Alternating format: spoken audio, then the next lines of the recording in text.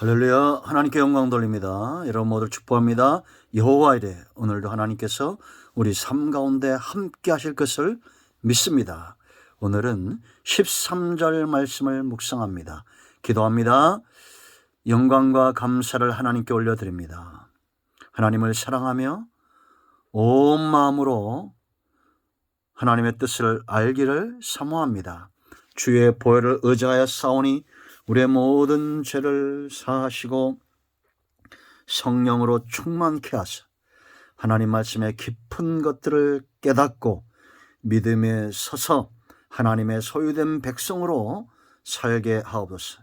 주님께 말씀들, 특별히 20장 계명과 율례의 말씀들의 깊은 것들을 우리가 깨닫기를 원합니다. 종을 낮추시고 겸손하게 하시고 오직 말씀의 도구로만 쓰임받게 하옵소서. 하나님의 지혜와 능력으로 이 말씀들이 열려지기를 원합니다. 오늘도 말씀하실 하나님을 찬양합니다. 예수님의 이름으로 사모하며 기도합니다. 아멘. 자, 6번째 계명, 살인하지 말라라는 겁니다. 너무나 당연한 것 같지만 우리가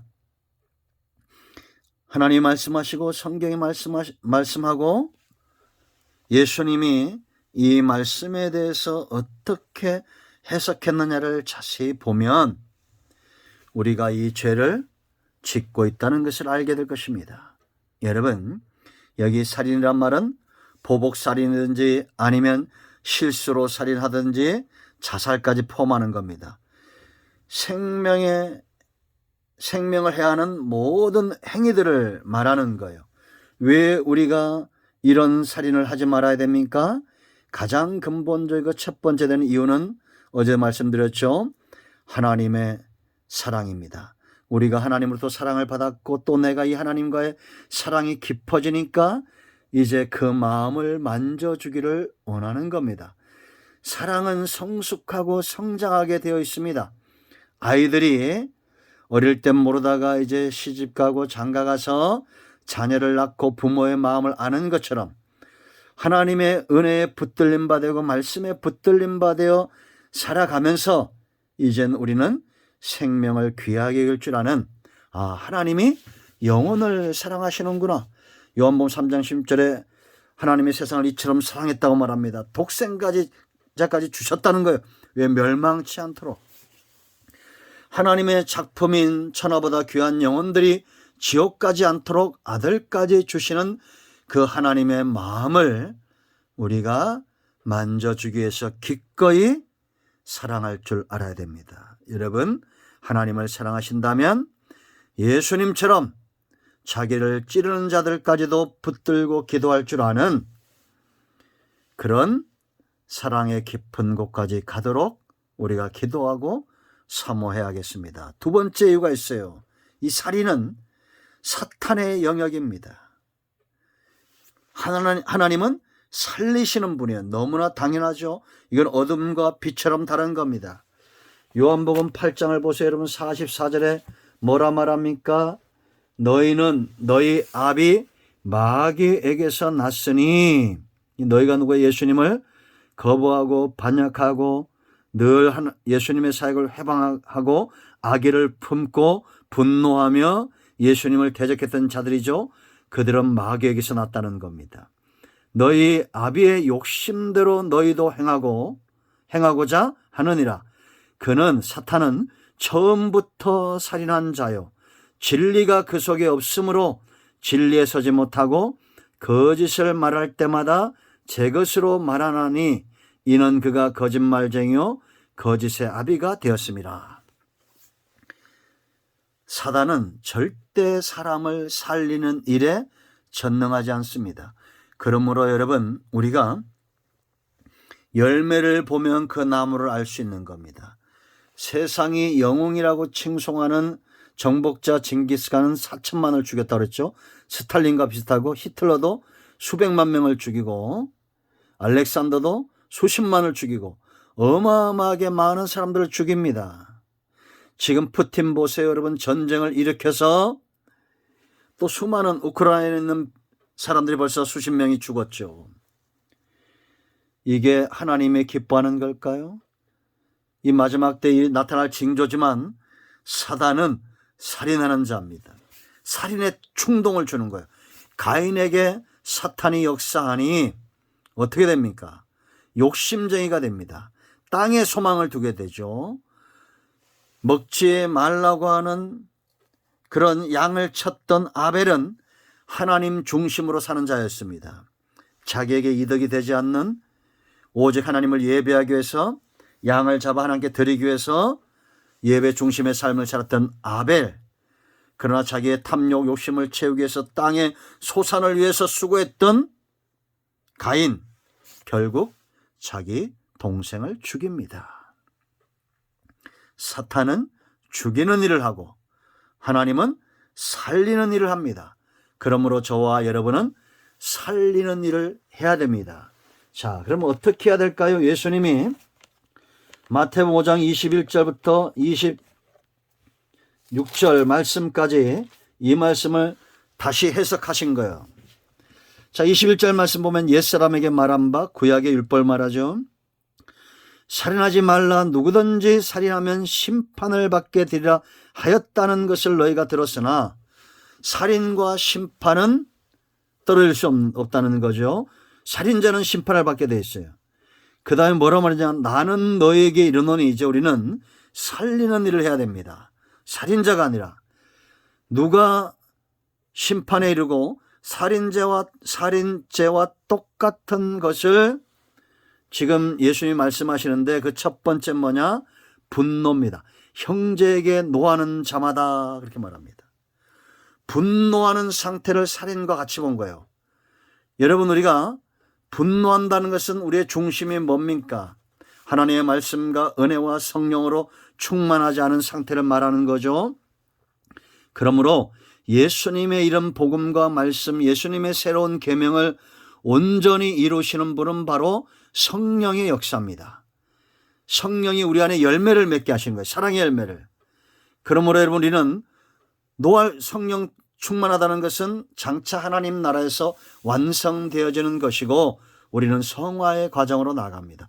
분노할 수 있어요. 그러나 그것을 오랫동안 두면 안 됩니다.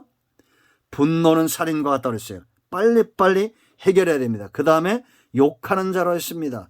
형제를 대하여 나가라. 이건 쓸데없는 놈, 이런 뜻이에요. 필요 없는 놈, 이런 욕을 말하는 겁니다. 욕하는 것도 똑같이 그렇게 되어졌다는 겁니다.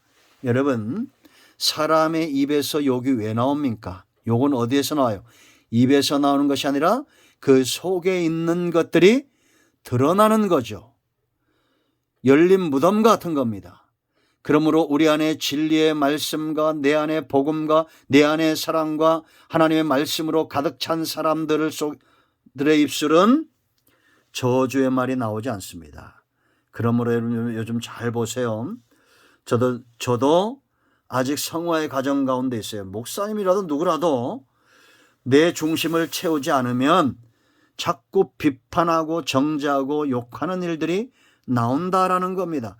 사람은 내 속에 들은 것 가지고 일하게 되어 있어요. 내 속에 잘못된 사상이나 이단이나 이런 것들이 들어있으면 그걸 사용하는 것은 너무나 당연한 것입니다. 그러나 내 안에 하나님을 향한 두려움과 경배가 있고 말씀이 있고 은혜를 쫓는 사모함이 있으면 저주가 나올 수 없어요. 찬송과 감사가 나오게 되어 있다라는 겁니다. 아멘. 세 번째, 저주하는 자 그랬습니다. 그 다음에 보세요. 22절 하반절에 미련한 놈이라는 자는 지옥불에 들어가게 되리라. 저주의 저주. 여러분, 사탄에게는 축복의 권세가 없습니다. 모든 축복은 하나님으로부터 오는 거예요. 생사복이 하나님께 있는 겁니다. 사단은 우리를 저주하는 존재예요. 그러므로 저와 여러분이 축복하는 자, 저주하는 자가 아니고 축복하는 자, 사람을 살리는 자가 되어야 된다는 겁니다. 그래서 예수님이 이렇게 급히 이런 말을 하신 적이 많지 않은데 23절로 26절 형제와 원망을 들을 만한 일이 있을 때 급히 화해하라는 겁니다. 세상 법정으로 나가지 말고 또 예물을 드리기 전에 급히 화해하라, 사와라, 고발하는 자들과 재판 자리까지 나가지 말라는 거예요. 여러분, 우리는 사단의 영역을 잘 알아야 됩니다. 하나님이 살리는 자라면 우리도 살리는 자가 돼야 돼요. 자, 네 번째, 왜 우리가 사람을 해야만 안 되느냐 하거나 내 생명을 해하거나 또 욕하거나 저주하거나 분노하면 안 되느냐. 9장 6절 말씀을 보면 다른 사람의 피를 흘리면 그 사람의 피도 흘릴 것이니 이는 하나님이 자기 형상대로 사람을 지었습니다. 우리의 시각이 바뀌어야 됩니다. 사람을 바라볼 때 원수처럼 왜 보이느냐? 그건 내게 문제가 있는 거예요. 하나님의 형상으로 봐야 됩니다. 저도 물론 미운 사람도 있을 때가 있어요. 그런데 성경은 뭐라 말하냐? 하나님의 형상대로 지음을 받았다. 얼마나 존귀한 존재입니까? 여러분, 인도인가 어떤 나라에서 아마존에 서식하는 3억 5천만 원짜리 물고기를 아내가 기름에 튀겨버렸더라고요. 남편이 어항 청소를 하지 않는다고 화가 나서 그 고기를 기름에 튀겼답니다. 3억 5천이라는 거예요. 사람들이 막 비난합니다. 어떻게 그렇게 비싼 걸 천연 기념물을 그렇게 죽일 수 있냐고 비난합니다. 그럼 사람의 가치는 얼마일까요? 3억 5천만 원 이상이겠죠. 사람의 가치는 하나님의 형상입니다. 자, 우리가 마지막 5번째, 살인하지 말아야 될 것, 반드시 이 죄의 싹은 성장한다. 여러분, 가인이 4장에서 동생을 죽이죠. 그런데 24절 말씀 보면 그의 후손 라멕은 살인을 하고 그걸 노래하고 또 조롱합니다. 아다와 실라여 내 목소리를 들으라. 라멕의 아내들이여 내 말을 들으라. 나의 상처로 말미암아 내가 사람을 죽였고. 상처받았다고 사람을 죽인 거예요. 나의 상함으로 말미암아 소년을 죽였도다. 그리고 조롱합니다. 가인을 위하여는 벌이 700일째인데 라멕을 위하여는 자신을 말해요. 벌이 77배리로다. 조롱하며 하나님의 말씀을 비방하지만 이대로 됐어요. 여러분, 살인은 굉장히 무서운 형벌입니다. 우리는 살리는 삶을 살아야 됩니다. 보복하는 저주, 분노, 욕도 하지 마시고 실수로라도 그렇게 분노, 욕, 저주하지 마시고 자기 스스로를 향해서도 자살한다 해서 목숨을 끊는 것뿐 아니라 내 스스로에게도 분노하고 내 스스로에게도 욕을 하고 내 스스로에게도 저주하지 마세요. 왜 나는 이 모양일까라고 그런 말도 하지 마세요. 여러분들은 천하보다 존귀한 하나님의 형상입니다. 오늘 하루 만나는 분들에게 축복하세요. 당신은 예수님짜리 하나님의 형상입니다. 여러분 모두는 이 영상을 접하는 168명의 여러분 모두를 축복합니다. 여러분은 하나님의 형상이고 생명의 부양자 요셉처럼 사분하 반해하여 이 시대에 하나님의 생명을 온 땅에 공급하는 통로입니다. 누구보다도 존귀합니다. 기도합니다. 할렐루야. 하나님께 영광 돌립니다. 우리 모두가 사람을 살린 일에 부르심을 받고 세워주시니 감사합니다. 하나님께는 영광이요 땅을 생명지게 하는 일에 쓰임받게 하옵소서. 마음이 상한 자, 병든 자 치유하시고 회복시키시고 하나님이 기뻐하는 일들 가운데 쓰임받기를 원합니다. 예수님의 이름으로 사모하며 축복하며 취하며 기도합니다. 아멘. 여러분 모두를 축복합니다. 혹여 저로 인하여 마음이 상하고 상처받은 영혼들 있으면 용서하시고 여러분 모두의 주의 은혜와 위로가 넘치기를 축원드립니다. 아멘.